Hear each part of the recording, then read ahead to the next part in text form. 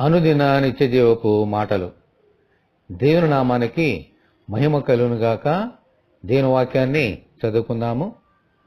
నీతిని కృపను అనుసరించువాడు జీవమును నీతిని ఘనతను పొందును.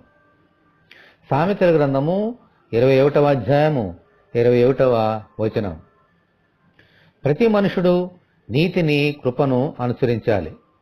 ఇవి ఏ మనుషుని దగ్గర ఏ దేవత దగ్గరను దొరకవు.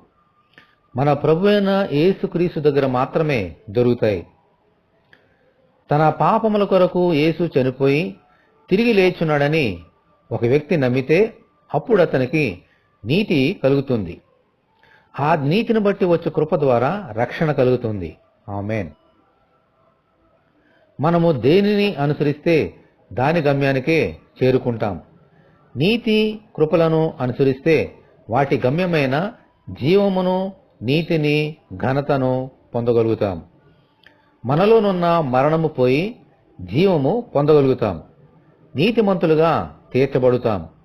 పరలోక రాజ్యంలో ఆయనతో పాటు ఘనతను పొందగలుగుతాం. ఆ గమ్యానికి చేర్చమని మన ప్రభువైన యేసుక్రీస్తును ప్రార్థనలో వేడుకుందాము. ప్రభువా, మీకు వందనాలు తండ్రి.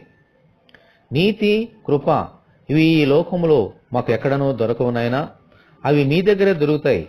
మీ యందు విశ్వాసముంచడం ద్వారా నీతిని పొందగలిగి నీ కృప ద్వారా రక్షణను పొందగలుగుతాం. అలాగూ నీ యందు విశ్వాసముంచడం ద్వారా యేసుక్రీస్తు యొక్క రక్తములో మమ్మల్ని మేము శుద్ధీకరించుకున్నడం ద్వారా రాబోతున్న పరలోక రాజ్యం అనే ఘనతలో ప్రవేశించడానికి మీ కృప మాకు అనుగ్రహించమని, ఈ వాక్యం వింటున్న నీ బిడ్డలందరినీ దీవించమని యేసు అతి పరిశుద్ధమైన నామములో ప్రార్థన చేయుచున్నాము తండ్రి. ఆమేన్. దేవుని కృప మనకు తోడే ఉండి నడిపించునుగాక. ఆమేన్. పరిశుద్ధ దేవుని మందిరం.